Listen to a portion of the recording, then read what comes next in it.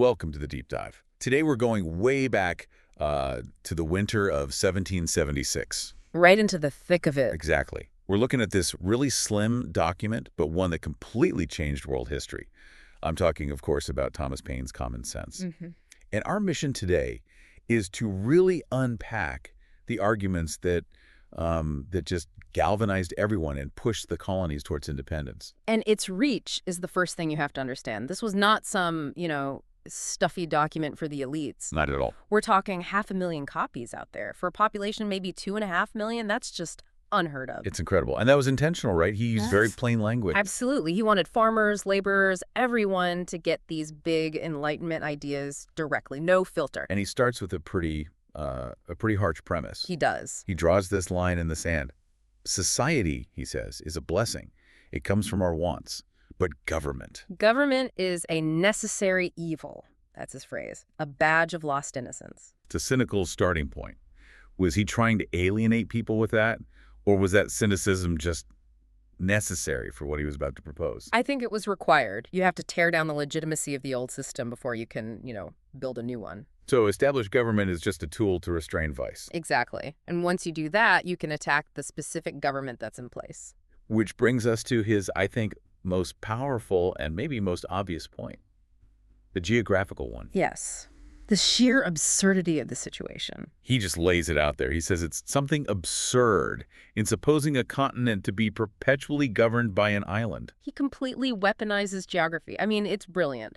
The distance between England and America for Paine, that was natural proof. Proof from who, though? From heaven, from the Almighty. He's basically saying, why would God put these two places so far apart if they were meant to be joined forever? It defies logic. He even compares it to planets, right? He does. He says a satellite is never bigger than its planet. So England is the satellite, and America is this massive primary body. They belong in different systems. Okay, so that's the physical argument. Yeah. But he couldn't stop there. He had to dismantle the very idea of monarchy. Right, because for many, a king was still seen as chosen by God. So how does he do it? He goes straight for the throat, frankly. He uses this language that, for a Protestant society, would have been deeply shocking. Like what? He calls monarchy the most prosperous invention the devil ever set on foot for the promotion of idolatry. Wow. And hereditary succession is even worse. It just places power in the hands of the unworthy. So you have the geographical argument, the religious argument, and then there's the practical economic one. The bottom line. He argues that staying with Britain is it's ruinous. He says America has become the make-weight in the scale of British politics. Exactly. It means you're constantly being dragged into European wars that have absolutely nothing to do with you. And Paine's vision for America was different. Completely. He believed the future was commerce, trade. And for that, neutrality is your best protection, not a political tie to Britain. So after all that, there's really no going back. Reconciliation is off the table. He slams the door on it. He says, reconciliation and ruin are nearly related. The time for petitions and debates is over. He gets very blunt.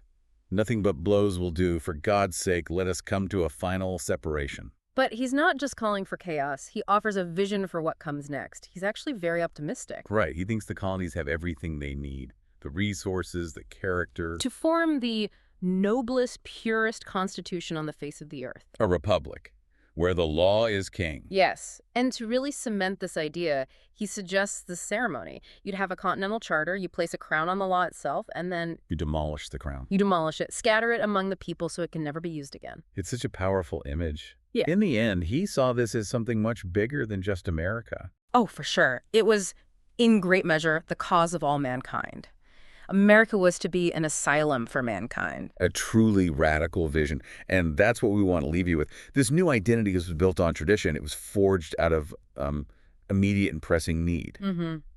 So if Paine's goal was, as he said, the greatest sum of individual happiness with the least national expense, what unforeseen costs do you think this radical break from tradition introduced into the new system? Something to think about.